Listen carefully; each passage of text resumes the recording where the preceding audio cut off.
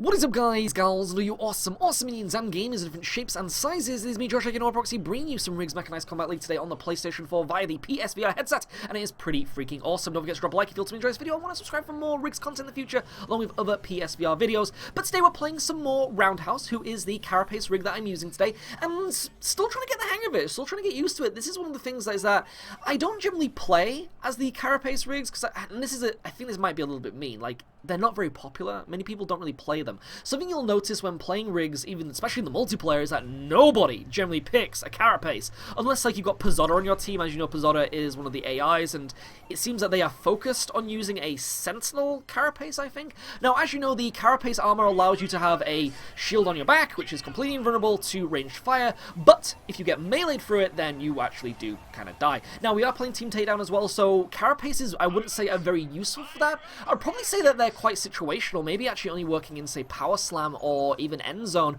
because obviously once you've got that ball, or if you're actually going into the Powerslam hoop and you have an enemy rig behind you, you won't be able to get shot. You'll actually be completely safe from enemy fire, which is really awesome, really useful. But as you can see here, like, I have no benefits in front of me apart from my weapon combination, which is a railgun, which is really powerful, but also that plasma accelerator. Now, this is one of the things as well, is that you maybe have to, like, maybe use tactics when it comes to using this kind of rig, because one thing that you can actually use to your advantage when it comes to a Carapace is the aim assist. Like, RIGS actually has a lot of aim assist when it comes to head tracking and even, like, using the right stick and such, but what that means is that you can actually take advantage of the aim assist for your team. So, like, in this map here, in Rio, when you're going down the corridor sections, you can actually, like, back it up like a Tonka truck, boop, boop, and actually kind of, like, be a Trojan horse. You can actually, like, reverse with the Carapace shield, like, on your back. Enemy fire will actually be locked onto your shield, and your teammates can actually hop over you, or just shoot around you and do immense damage while actually getting hurt. So in a sense, a Carapace can actually be a really good support utility.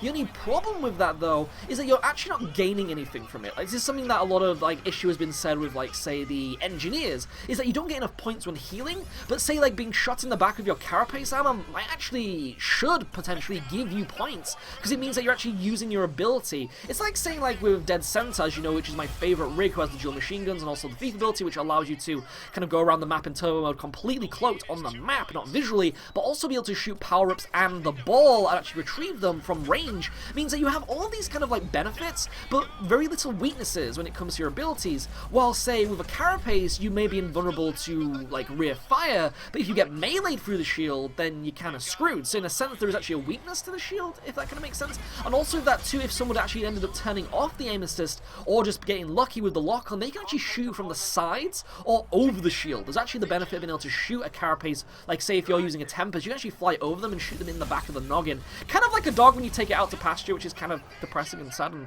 I kind of really want to hug a dog now. But that is actually something that you can do, and it's something that kind of, like, worries me when it comes to Carapaces, because it means that the Carapaces don't get that much love, and it makes me wonder, too, if maybe the Carapaces should actually gain some form of further advantage. Like, maybe they should get an expanded shield. Maybe the shield that should actually cover the sides of their body as well, and only kind of, like, focus on the front. I'm not entirely sure. I'd love to know your opinion, though, in the comment section below. I do like the idea that you can still melee them, like, through the shield, because obviously that means that you know, they aren't just going to be walking around completely invulnerable in the back. You can actually melee them. But it's this thing where I feel like they don't get enough shields. But then again, I don't know. I mean, I'd love to know your opinion, though, in the comment section below. Now, we have actually hit the half time here from all my babbling, and you may notice that we're only 1 point ahead of the ninjas. We are actually doing a 1v1 match made today. This is something that I'm doing to counteract the really poor matchmaking at the moment. The dev team are actually fixing this, but it's just really worrying. Don't you think it's really worrying when the matchmaking just completely screws you over? It's really good, though, is that the matchmaking when it comes to 1v1 match made is fine, because obviously it requires a enemy player to actually be there to combat against,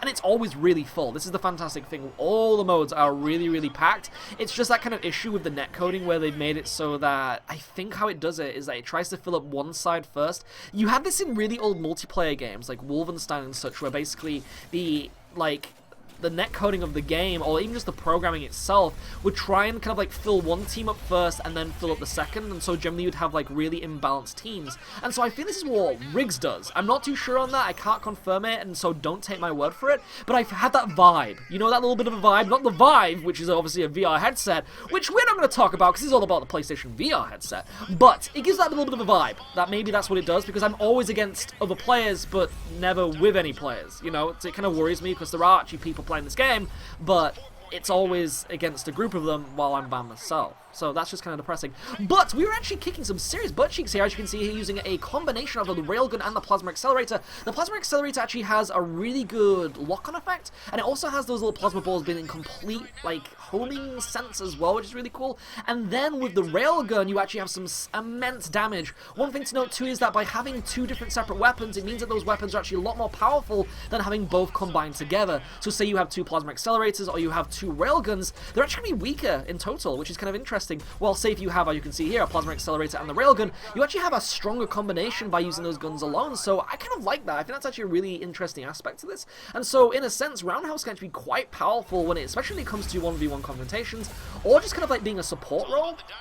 I think definitely with a support role, because obviously it doesn't have this thing where Roundhouse can really look after itself in the front, because it is a hunter, so it's going to be quite weak. It does have that little bit of advantage of having kind of like that advanced melee ability and the speed of being able to run around the map. Look at all those power balls you see before then. That was really cool how you have like just all this dispersed energy just to go into overdrive mode, to steal them all and become Uber Super Saiyan. It kind of makes you feel a bit Uber Super Saiyan, doesn't it, by how it kind of goes all yellow and stuff. I wonder if that's just like spiky yellow hair like above my rig's head.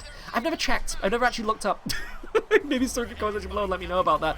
But one thing to note is that you don't actually lock on with the railgun, so even though it is a powerful combination of weapons, you still have to use your head to manually aim with the railgun sniper rifle. This is something to always remember, that you do have that benefit of having the plasma accelerator always locking on for you, which will have its bullets follow enemies, but when it comes to actually utilizing that railgun for maximum damage, you have to aim it yourself. So in a sense, there is a little bit of a learning curve when it comes to using Roundhouse in a way, but also remember that it's also a very fast rig, and also because you are actually kind of like aiming with the plasma accelerator down the kind of like the middle of the screen, you should be able to actually aim properly with the railgun, because this is one of the things is that the head track in this game is very, very good, and because you're kind of like locking on with the headset and the plasma accelerator, if that is the gun that you're using, it means that the railgun kind of benefits from like the partial lock-on support from the gun that actually has lock-on.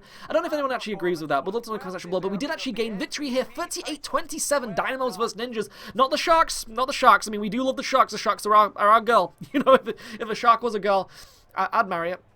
But anyway, it's been me, Josh, aka Proxy, bringing you some Rigs Mechanized Combat League today on the PlayStation 4 via the PSVR headset. Another 1v1 match made. Would love to know your opinion in the comment section below, what you think to Rigs, what you think to the PSVR headset itself, and also, what would you like to see from Rigs? Is there any kind of content you'd like to see? Would you like to see more 3v3s? Especially when the matchmaking gets fixed. Like, I'm definitely going to be jumping into more of those 3v3 division modes. As you know, this isn't the ranked, while the 3v3 stuff is the ranked stuff. But either way, it's been me, Josh, bringing you some Rigs, and I also love that emote that I've got, the one where he kind of like straddles the barrel of the gun and just starts riding it like a pony.